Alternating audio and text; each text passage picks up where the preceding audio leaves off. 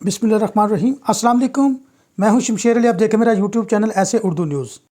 Indian film industry Bollywood के superstar Akshay Kumar फिल्मों के लिए अपना मुआवजा 30 से 40% कम करना चाहते हैं। अक्षय कुमार ने एक इंटरव्यू में बॉलीवुड को जवाल से निकालने के बारे में तदाबीर बताते हुए कहा कि सिनेमा में अवाम को वापस लाने के लिए फ़िल्म बनाने पर पैसे कम लगाना होंगे, जिसमें फिल्मों के अदाकारों का मुआवजा भी शामिल है। हिंदुस्तान टाइम्स लीडरशिप समिट के दौरान बॉलीवुड अदाकार ने कहा कि फ़िल्म इंडस्ट्री को चलने वाले सिस्टम को ख़त्म करके नया सिस्टम लाना चाहते हैं ताकि अवाम सिनेमा घरों में वापस आएँ। मेरे ख़्याल से जो भी हो रहा है, चीज़ें अब तब्दील हो गई हैं। लोग अब कुछ नया देखना चाहते हैं।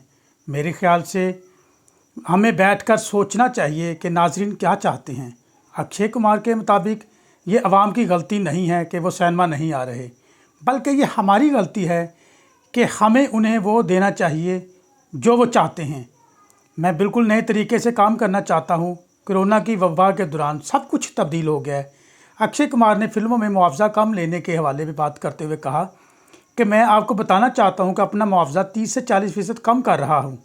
सिनेमाघरों को भी ये समझना चाहिए कि माशी मुश्किलात का वक्त है, लोगों के पास पैसे कम हैं, आप इतने ज़्यादा पैसे खर्च नहीं कर सकते।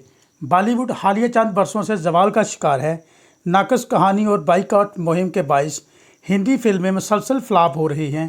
ख्याल रहे कि अक्षय कुमार की रवां साल रिलीज़ होने वाली तमाम फिल्में बॉक्स ऑफिस पर फ्लॉप हो रही हैं। ऐसे उर्दू न्यूज़ के खबरों को देखने के लिए ऐसे उर्दू न्यूज़ को सब्सक्राइब करें। मेरी वीडियो को लाइक कर दें, मेरे चैनल को सब्सक्राइब कर दें और बेल आइकन को ज़रूर दबा दें।